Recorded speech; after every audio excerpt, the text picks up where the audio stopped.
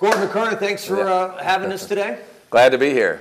Talking LSU football. Now, a year ago, I think you had signed 15 guys. Right. And you told us you had committed $750 to $1 million in NIL. Yep. What did this year look like for you? Oh, it was still significant. It was over $500,000. I don't think I get quite to the amount I did last year.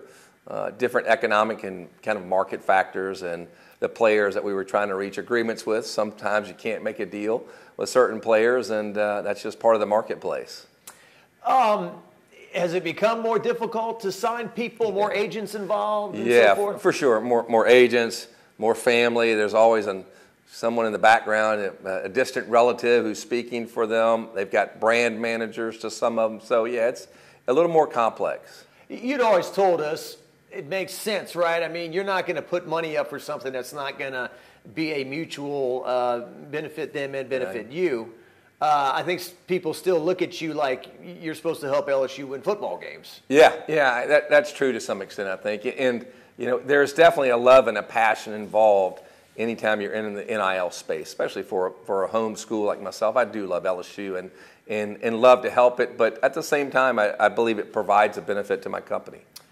I seem to be that it's maybe more mulky now and stuff on billboards and whatnot. Am I not seeing as many football players on billboards? Probably so. She's such a dynamic personality and force and a cult of personality. I mean, she really is. She's arguably the most popular person in Louisiana right now, and we've developed a really good friendship, and I count her as a dear friend. And anytime I can be around her, attach myself to her, I'm going to do that. I don't think I've ever seen somebody move the needle like her.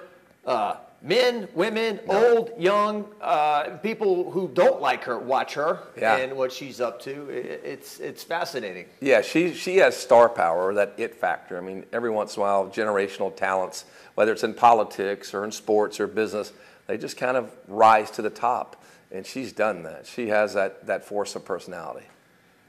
Back to LSU football. Right. We talked in the past. You felt like they were behind LSU football and the NIL. Right. Yeah. What are you hearing now? No, I don't think we're behind. I think we're very aggressive in a lot of areas. The collective's doing a great job. The only place we perhaps were behind, and you're just competing against, oil and gas guys, right? There's a few Texas schools I think that are well equipped, right? Just because their alumni base is based in the ground, so to speak, and it doesn't cost that much for them to play in that area. But I think we do a really, really good job compared to those schools. And I think LSU offers more, right? I mean, if you're just talking dollars and cents, maybe those schools. But when you look at the whole package of who's going to prepare you for the pros, who's going to give you really the chance to play on the big stage week in, week out, it's LSU. You're probably hearing the same stories I hear about kid goes in the portal, right? Calls coach, hey, I'll come, 200,000. 400,000. These quarterbacks, $1 million or more. Yeah. Is that good? No. I mean, it's not good for the game, the college game, and we'd all like to put that genie back in the bottle. But we recognize with the Supreme Court decision and things like that this is something that we're going to have to deal with. We're on a new playground, so to speak, and the rules have changed. You don't put up money in that regard, right? I mean, you've got to have some kind of business return. You're not just, hey, Gordon, we need this quarterback. Give us 200,000. Okay, here you go. I'm not talking to school directly like that, but I do support the collective itself, right? So I do continue to write checks directly to Bayou Tradition to support in whatever manner that collective sees fit, and I also do my own individual deals. Gotcha.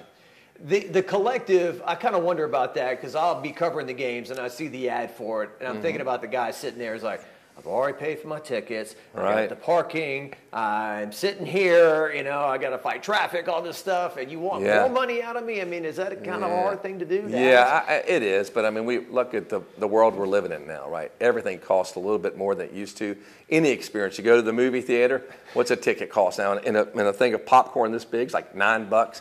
So everything we're entertained by just costs more, right? The star power, the celebrity salaries, all of that have gone up, and that's just trickled down into sports. I mean, the coaches are celebrities now, right? So you have all of that driving up the cost of the dollar for the average fan to go do something. It's a shame, but it's just the world we live in right now. I think you still got the kids like Will Campbell, Emory Jones, some others that grew up in Louisiana. Right. Who had that dream of running out of the tunnel and Saturday night in Death Valley and whatnot. Right. But maybe for others, it's not so much about LSU. Maybe is, hey, how much do I get and so forth. Oh yeah, that's definitely entering more and more where you're seeing that a return on investment for the kids, whether they're coming out of high school or they're coming from another college. I've seen it in just general chatter and talk when someone's reaching out. Well, there's a dollar figure attached to that person potentially. Is the community? Well, let's see. A year ago, you said more people need to get involved. Yeah. Do more people need to get involved still? Yeah, there needs to be more. And I think that the collective and the community is figuring it out, right? Some of the big donors like myself and others have stepped up. We need to make it easier for the everyday fan who over a course of a year may be able to give $5,000 or $10,000 and to expose just everyday Joe to the collective and to the benefits of supporting the collective. Because like Taft can raise money and building great facilities like they're doing. They're doing a great job. Matt does a great job. But there has to be a great product on the field or on the court, or none of it's going to matter. And we all need to recognize, I think the fans now at LSU and the community starting to understand that you better put a product on the field, the talent on the field. I mean, look what Texas has done in just a few short years. It's not a coincidence, right? You look at their roster, it's deeper now, right? There's a reason. There is. Yeah. Those oil rigs aren't going anywhere. No, they're soon. not. And oil's still $80 a barrel. So yeah, I don't think things will change anytime soon over there. Transfer portal too, in terms of, I mean, Lane Kiffin at SEC Media Days talk about, hey, turning 70 guys on the roster in 1 year. That's not good for the sport. No. You know, the days of the Tommy Hotson and whatever that I watched for 4 years and whatever, it's going away. It is, and we can see it, right? And Lane's very perceptive and smart, and he plays the game as well as anybody, and he knows what he's saying. But no, nobody wants to see every year there's a shakeup in their roster. A starter last year, and we've seen a different college. You have quarterbacks who started last year, and they're transferring to another school. I never thought we'd see that, right? A starting quarterback at a Power 5 school, good season, wanting to go somewhere else. I don't know why, right? Just doesn't make sense to me. Not good for the game, but that's where we are. Well, and then somebody would say, too, that some of the, I mean, we all think higher of ourselves perhaps than we should. But some kids are in the portal finding out, hey, I'm not as good as I thought I was. That's right. Yeah. It's a dangerous road when you enter that portal and your college coach says, that's good, you can't come back, right? And although we've seen some college coaches accept them back, but that's a slippery road. What else should we know about this topic and how you play into it? I think, and I've said this before, I hope that I'm just a bridge along with others to the next iteration of all of this, because this is not sustainable, right? It's not good for the overall sport or any of these sports. It's not good for the boosters' pockets and the fans' pockets. So there's going to be something. And you hear a lot of chatter. Congress is already looking at it. Different ideas are being formulated. But I just hope that I'm a bridge with others, like I'm saying, to keep LSU relevant and at the top during this time. At some point in time, we're going to turn this over to some other type system, whether the players are going to become employees of the university or there's going to be this national federal scheme for it. Something's got to happen. And I just want to keep LSU at the top part of that as well as I can. The pendulum's going to swing back. Yes, it's got to. Yeah. Without a doubt. Yeah. We remember when we bought a VCR for like $1,000 or whatever. That's right. And That's right. Eventually you don't have VCR, and you get a 80-foot television screen for $1,000, right? Right. Exactly. This bowl game LSU's playing in. Yeah. I guess it's a compliment to them, right, that they got everyone outside of Jaden to play. That's right. Yeah, and from what I understand, that was a very difficult decision. He wanted to really play, right? There's a couple more little things he wanted to put kind of in his box to check, but he can't. Too great of a risk, right, for what he stands to make and the future he has. So wish him the best of luck. Thank him for doing what he did. Had an opportunity, as you know, to be with him in partnership some last year, and he was just a fine young man and did everything we asked of him. Malik too, right? Yeah, Malik's going to play by all accounts, right? And wants that record, and hopefully he gets it quick, no injury, gets out, and Tigers win. How often have you chatted with Brian Kelly? Oh, it's decent, right? I mean, it's not every week or every day, but it's every couple times a month. Yeah.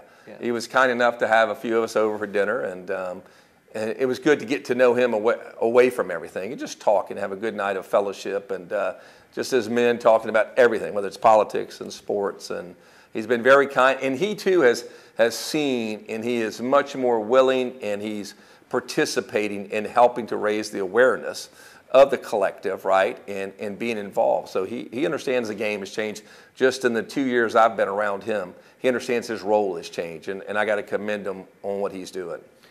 Because he's going into year 3. Yeah. And, you know, some people, I mean, they go 10-3, 10-3. That's yeah. not bad. No, it's not bad. It's pretty strong. Yeah, it's. But now they're, well, you know, we got to make that 12-team playoff, and the schedule's murder, and it's just not an easy gig. Of course, I guess that's what he signed up for. But yeah, it could be a tough year next year because of those things you talk about, the schedule, and you're losing your quarterback, and you know the offensive coordinator's gone. A lot of moving parts, but I think he's up to the task. He has as he says it, you know, it takes a few years, third year, for his culture and his values to really work into the team. And I think he likes what he's seeing in that respect and instilling that to his team.